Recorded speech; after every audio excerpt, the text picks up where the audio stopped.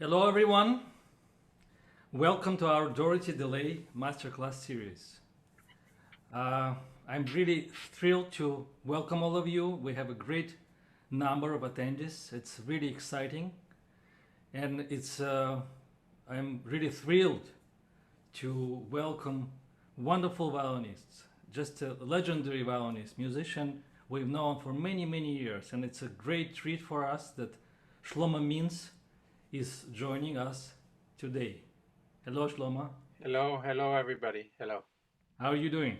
Good, good. All You look things very considered, well. it's a Very rainy day.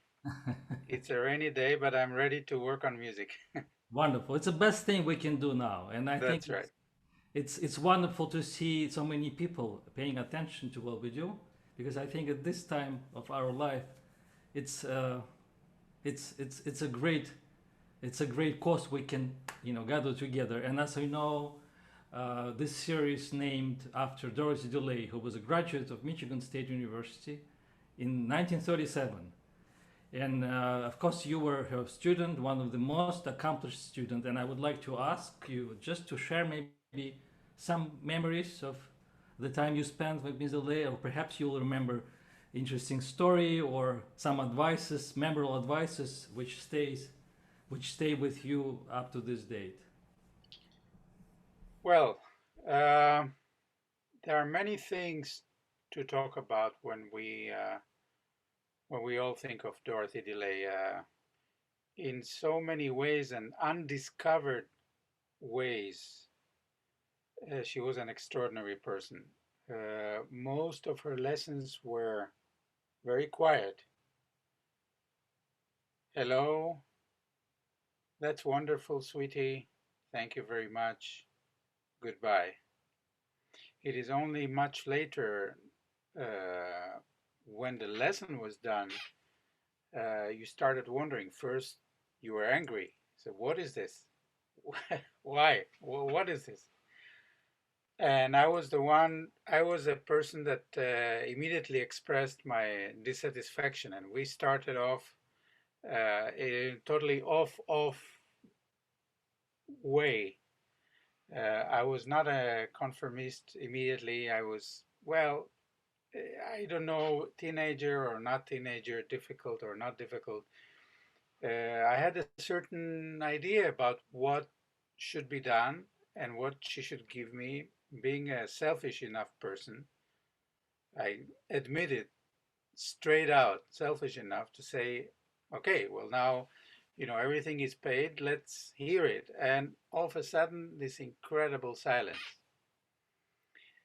And the silence made me think a lot.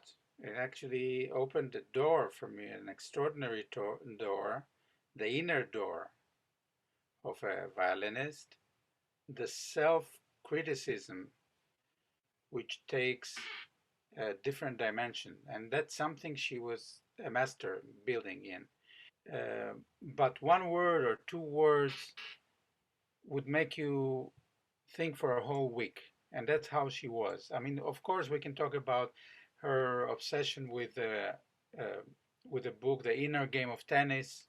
We all know that all these things happened, and everybody had to go through all this cycle of how to play tennis or how to play violin, depending on what you're doing, etc., etc., etc. But she was able. She was a sort of person that was able to say in one word or three words the essence of things.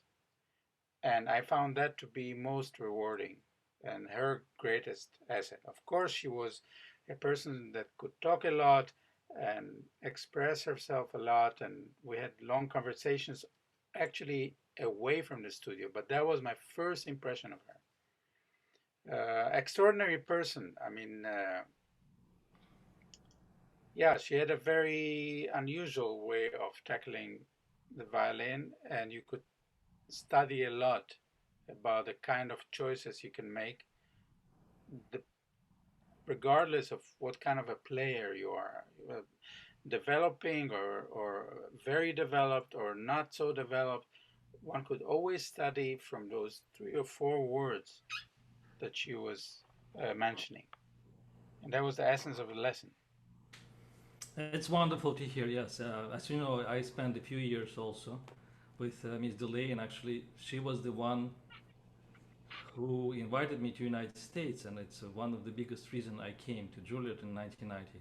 I remember we met actually with you just a few years before, in I think in '87 in Neustadt at Villa Musica, and you came. I think you were 30 years old or something. I didn't really hear you play until that time, but I remember. First of all, I remember the reaction of Yuri Bashmet, who was there, and Viktor Tretyakov, who was my teacher at that time, that there were Shlomo Mintz is coming, Shlomo Mintz is coming. So for us, it was very special. And then we were sitting at the rehearsal where you were playing, I think, Schubert Octet. I still remember vividly that. And then I think we were at the same concert. We didn't work together at that time, but it was a very special experience meeting you, and especially reaction of my great teachers and admirers like Bashmet at that time and Tretyakov, who would say, this is a great violinist. So it was the best introduction. And Nice. and of course, I again thank you for doing this webinar today. And I would like to introduce our first player. And last time, I think I mentioned that it's going to be a little bit different format today. So I opened the floor, the virtual floor, for a couple of players who are not MSU students, but one of them, the first one, she's auditioning next month, and she's a wonderful, talented young violinist from Moscow, but she's been studying in, I think, University of North Dakota for the last few years. Her name is Olga Kasovich, and her biography is going to be in the chat, so everyone can look at her biography, and she's going to play Wieniawski Polonaise. So, Olga, if you're listening, you are about to start, and unmute yourself. Hello, Olga. Hello, it's really nice to see you. Nice to see you.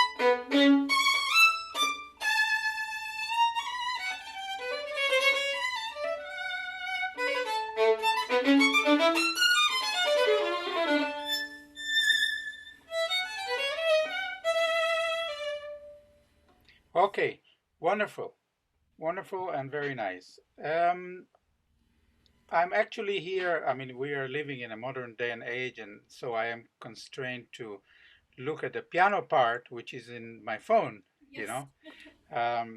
And I chose a little bit to look at the piano part only because I find that certain things in this Polonaise need to be synchronized, and I would have really welcomed that you would have played it with piano. But I mean, I guess now with pandemic time and everything, technically it's not possible for whatever reason.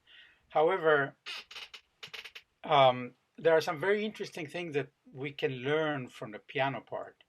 Yep. And actually, it should influence the timing of what we're doing. Okay, first of all, a very quick word about Polonaise. Polonaise is a national Polish dance in three, slow, slow to medium, not fast. And I can also prove to you why, because the character or the characteristic of Polonaise and mazurkas, they're both quite similar, quite similar, especially also in terms of tempo.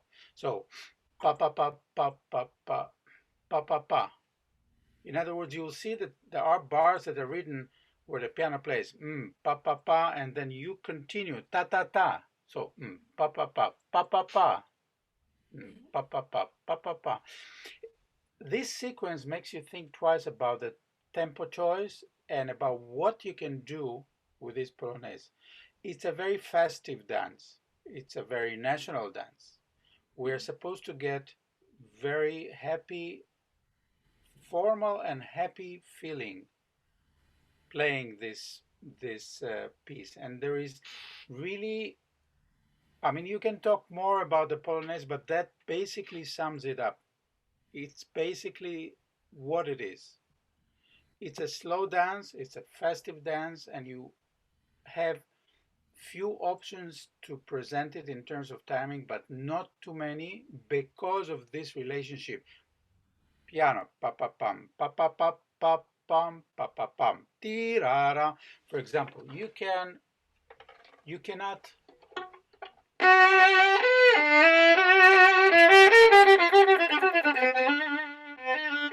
That would be a wrong way to do this, because if you look at the piano part,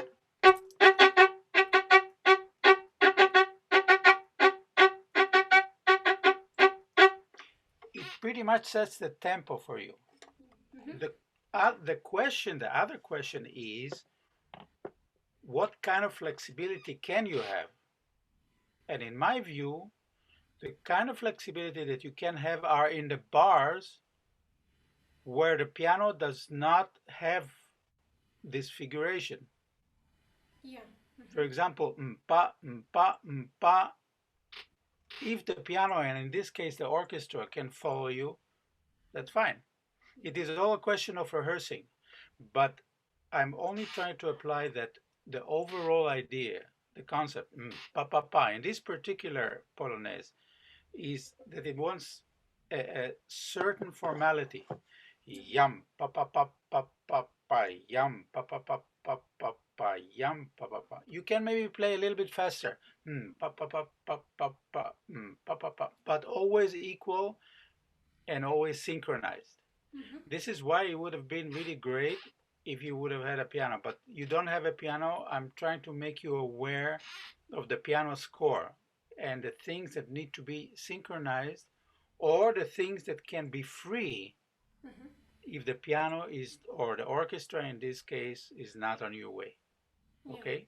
Okay. So, for example, I mean, I would play this.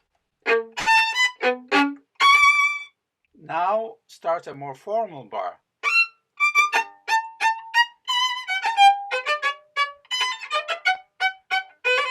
I would not do so much, or I would question it.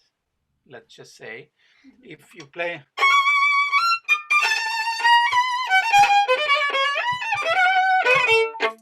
you know, Yeah.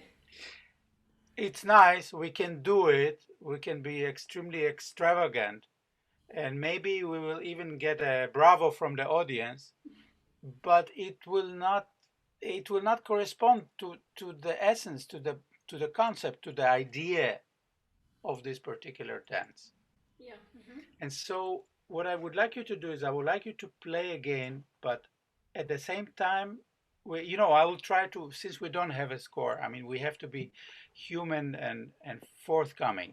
I will, with my ugly voice, I will actually try every once in a while to remind you that the piano actually has something there that needs to be paid attention to.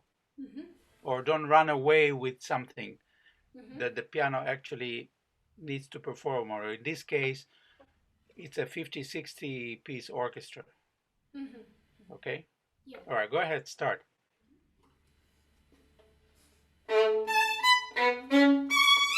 Pa pa pa pa pa pa.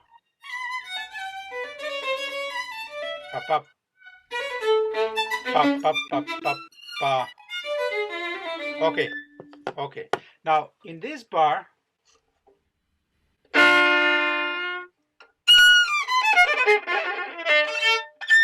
you can be more flexible. There is nobody on your way. I don't want to take away the flexibility from you. Okay. I'm only telling you that there is a give and take there. Mm-hmm. There are certain bars which are quite formal. Other bars are not. You can do something with it. Yep. Mm-hmm. Okay. So for example, that bar is flexible. Mm-hmm. And this bar is straight because it's more straight. Yeah. Okay, because the orchestra is playing.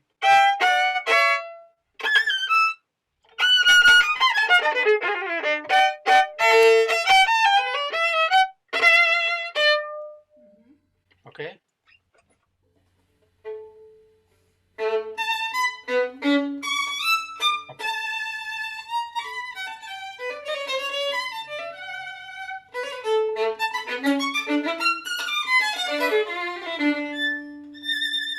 Yeah, you see, yeah. Mm-hmm. When you play yam pam, it would be nice to know that, for example, there are other bars in the orchestra that have fermata in these kind of bars. Yeah. This doesn't have fermata. So tiraram pa da da da da da da ram param. Okay. Uh-huh. Tiraram pa da da da da da da. So in other words, for me, it's harmonically speaking.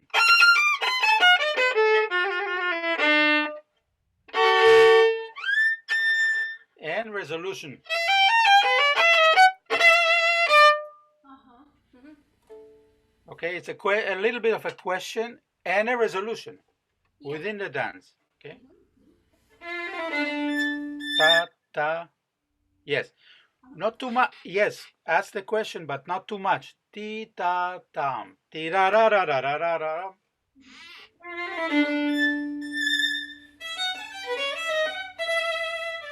Yeah. Mm-hmm. Keep going. Um, Again, in that bar before ta ra ra ra ra pa ram. Yes. Uh-huh.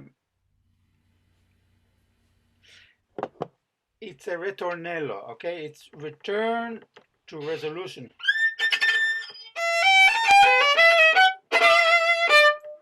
Mm-hmm. So, in other words, this bar has to prepare the next material, which is again, right? Yeah. So bring it in instead of, I would, you stop, Mm-hmm. because we're already in a mode of the dance. Mm-hmm. Okay, try again.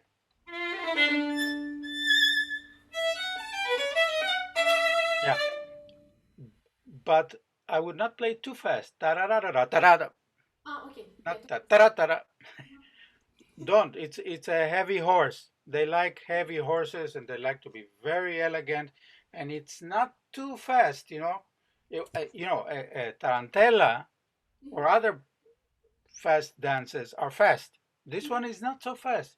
Tira ra ra ra ra tira ram para ta tam.